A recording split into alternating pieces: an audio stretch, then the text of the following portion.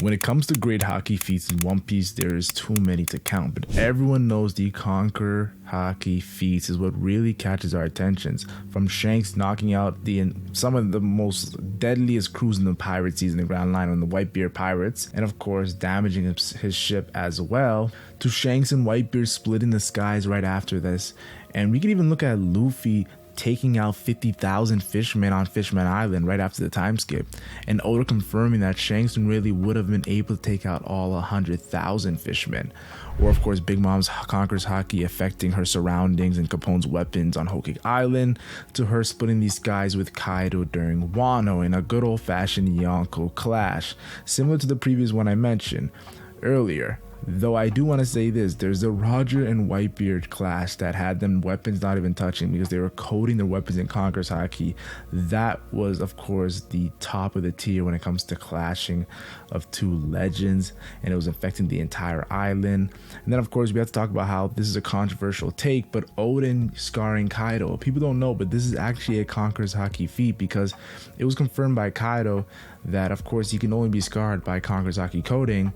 And then of course Zoro confirmed in his fight with King that Enma can only be controlled with someone who's using Conqueror's Haki coating as well. So yeah, Odin, you got to give him that feat as well. Then of course is Zoro himself scarring Kaido, who, without even knowing he's using Conqueror's Haki coating with Ashura, and Kaido of course acknowledged it.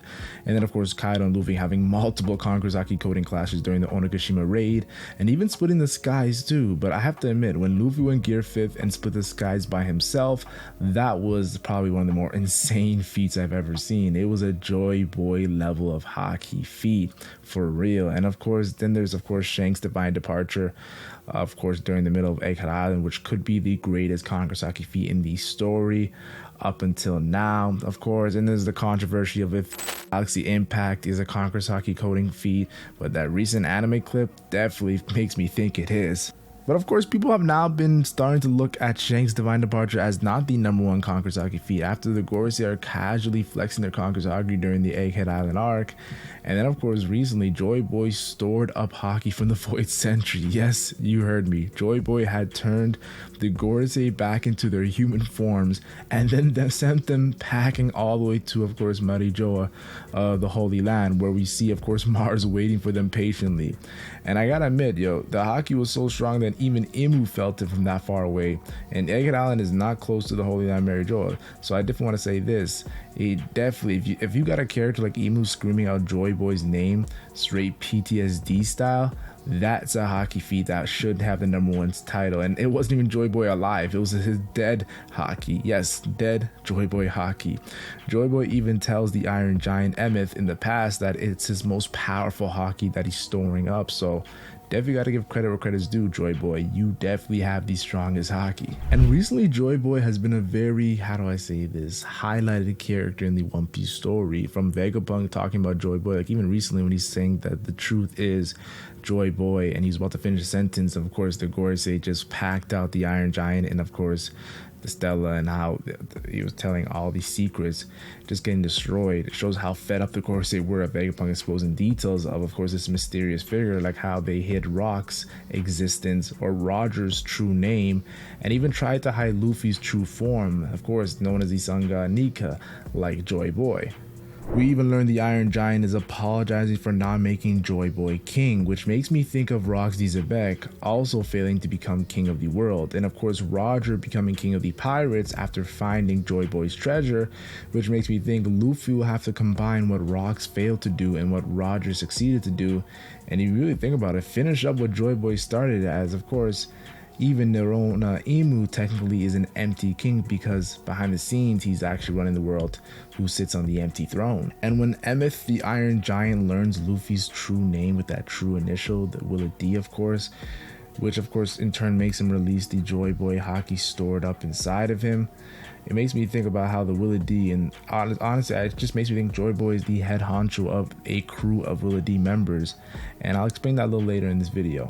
But all in all, the final detail I want to touch upon before I actually get to this video and actually revealing things is the final detail is that they just got revealed. Joy Boy, he has a leg and arm being gone, which makes me think Joy Boy, being the first pirate, started the stereotype of pirates having peg legs and replaced arms, and maybe even that eye patch Oda said he would give to a character during the final saga.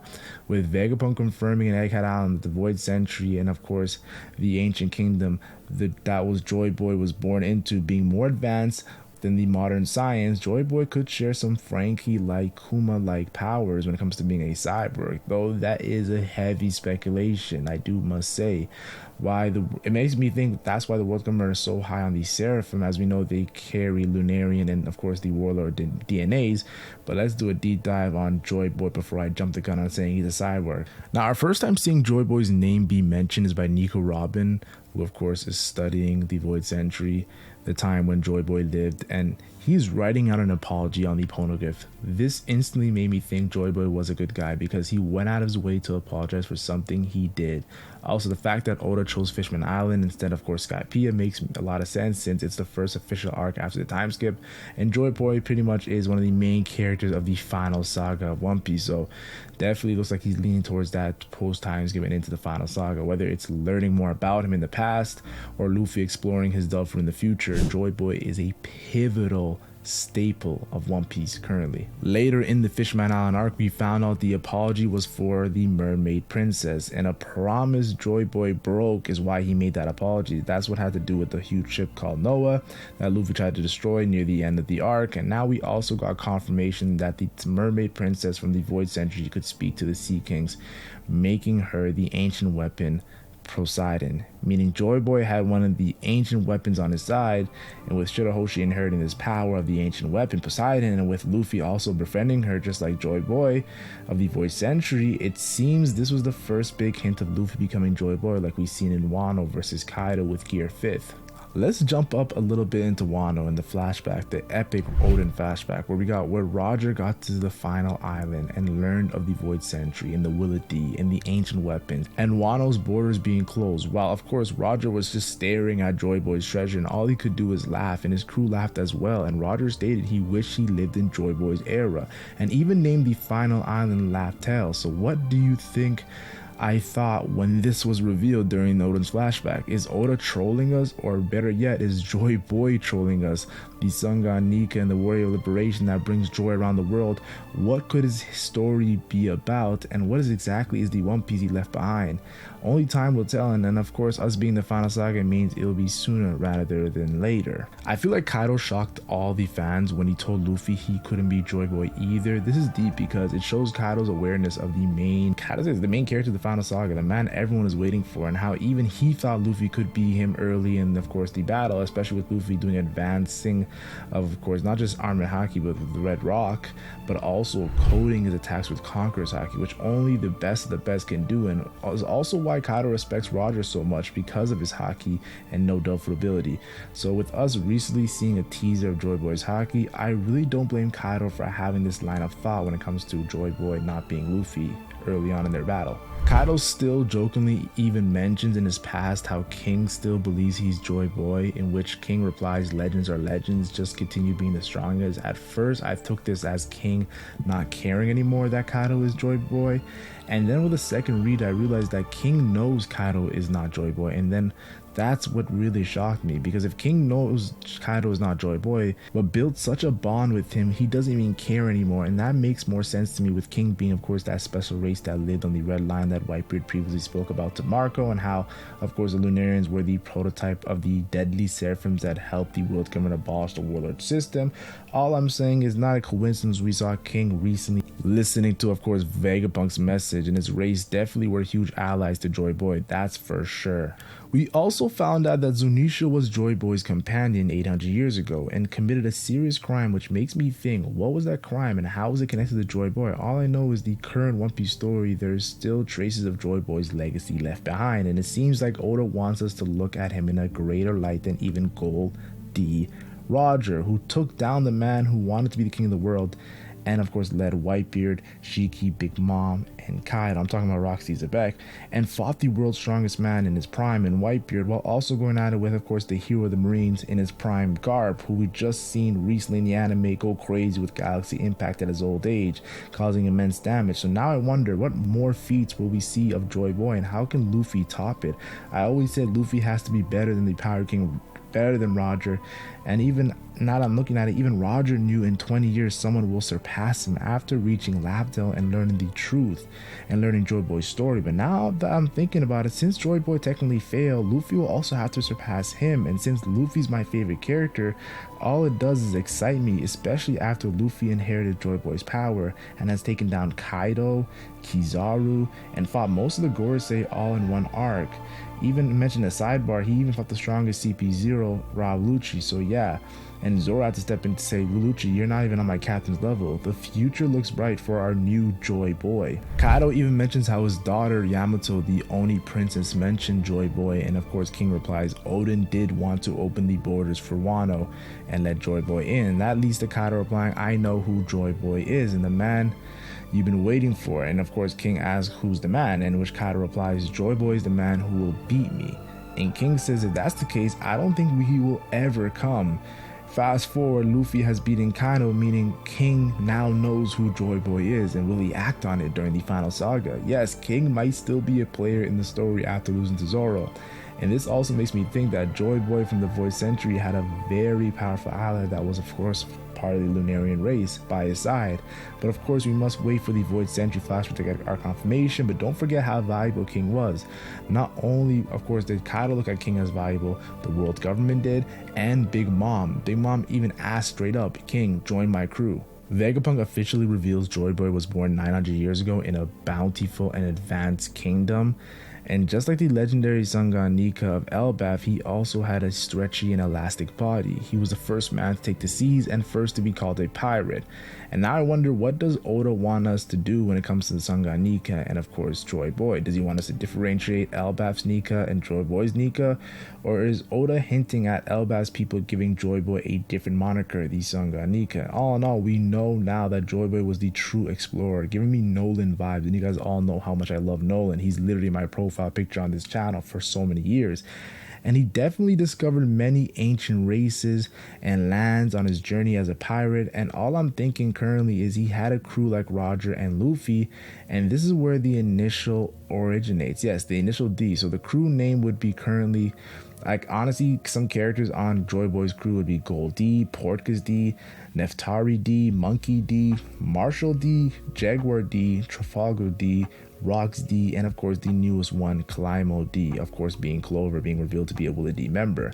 And don't be surprised if Joy Boy was betrayed by even maybe the Marshall D character or the Rox D character. But enough theorizing, let's continue to do a deep dive on Joy Boy's character. So continuing Vegapunk's message, he explains after using some of the poneglyphs that Joy Boy faced the world government, or the 20 allied kingdoms, who joined together because Joy Boy crew was too OP. So expect some legendary characters on their side as well, from Nerona Imu to the Fagerland family, aka Shanks' clan, to of course the Doflamingo clan, the Don Cajito Celestial Dragons, as well the lore that the Void Century has from this war between Joy Boy's crew and the world government, aka the Celestial Dragons. And will have us fans so hyped once it gets revealed. Vegapunk also exposed the weapons being more advanced than modern science, and the Void Century ending with Joy Boy's defeat, which is shocking in and of itself after seeing his Haki recently, having Imu shaking and on his knees. But Venus Drew was upset when Vegapunk was exposing this information, so definitely looks like Vegapunk is really speaking some truth right now to the world. So continuing Vegapunk's message, Vegapunk then starts to mention the world sinking and being caused by the ancient weapons, and how of course Mother Flame could fuel a weapon similar to that, and apologizes for Lelouch after Mother Flame was stolen, leading him to question why Joy Boy wanted the ancient weapons to be passed down to future generations. And the weapons, of course, we see Momonosuke, of course, who has Pluton and Wano. We even see pictures of Crocodile, who of course wanted Pluton and Alabasta. We see Shirahoshi, of course, who is of course Poseidon, both allies of the original Joy Boy, and of course the new Joy Boy. But Vegapunk is looking at it too logically, in my opinion, and it's better if we see it for ourselves in the Void Century. Because honestly, the flashback we're gonna get to get crazy. Why Joy Boy wanted the ancient weapons, and with the ancient world having large masses of continents and those lands sinking, could Joy Boy only become a pirate because these ancient weapons were being used? Who knows? This is all just speculation right now, guys. But to finish up Vegapunk's message about Joy Boy real quickly, Vegapunk says among the D there's someone who is special and their name was and gets cut off. This is a very big deal because that means Oda is hiding who this figure was, and I don't think it was Joy Boy because Vegapunk has been glazing Joy Boy this entire time, so it could be one of the other Willie D families, a originator from those clans. And maybe Luffy, maybe the Monkey D guy is really a strong figure as well as Joy Boy. Now I do want to say this, Vegapunk exposes Gold D Roger's true name as the man who knows the ultimate truth, and you see people tripping out that Roger had a D because of course people just look at it as Gold Roger, not Gold D Roger. And of course I remember that reveal when Dr. Correa revealed that was so eerie that early on in the One Piece story. Vegapunk does clarify there's no guarantee that the treasure of Joy Boy will be found by someone, of course Joy Boy wants it to be found by, and it makes me look at Yonko Blackbeard because it actually shows Yonko Blackbeard, a Willie D member, of course, at his territory, and they're waiting for Blackbeard to come. And of course there's Yonko Shanks, the celestial dragon, who of course we don't know his true intentions, and he's drinking as he listens to Vegapunk's message. And we know he cried after hearing Roger come back from Laugh Tale and speak about Joy Boy, so definitely gotta say this is very interesting. We know Blackbeard loves history, so. And Vegapunk ends off his message by saying the literal fate of the world will be decided by who finds Joy Boy's treasure, the One Piece. And this, talk about impact, yo, this is what one of the greatest messages I've seen in the One Piece story. Like, it was very long, but it definitely was hype for Joy Boy's treasure, the race for it. Now, after doing a deep dive on Joy Boy's character, I believe Joy Boy is the strongest Haki user in the entire One Piece story, but I also believe Joy Boy's understanding of Haki is different than anyone in the entire series. Yes, the Haki man Shanks could see deep into the future, and his Conqueror Haki could freeze admirals and even one-shot 3 billion berry pirates. And of course, Kaido admitted Roger became Pirate King, all with just Haki and no durability. And of course Roger also had 2 arms, not to be sneak distance Shanks, but I believe Joy Boy's Haki is so advanced that fighting was literally unfair, and that's why the world government is so shook of him. And if you want to know the strongest swords in One Piece, click on this video right here.